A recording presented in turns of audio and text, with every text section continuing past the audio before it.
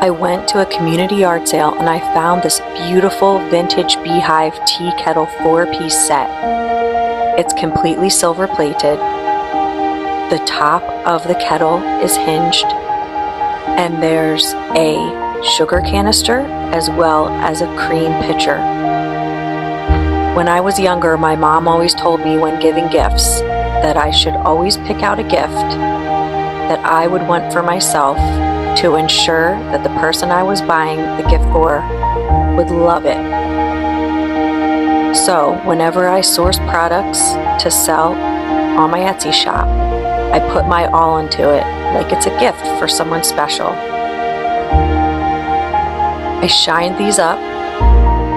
They shined up beautifully, absolutely beautifully. Look at how gorgeous this tea set is. A very lucky person is going to be able to purchase this from me today. Thank you for watching. Are you ready to?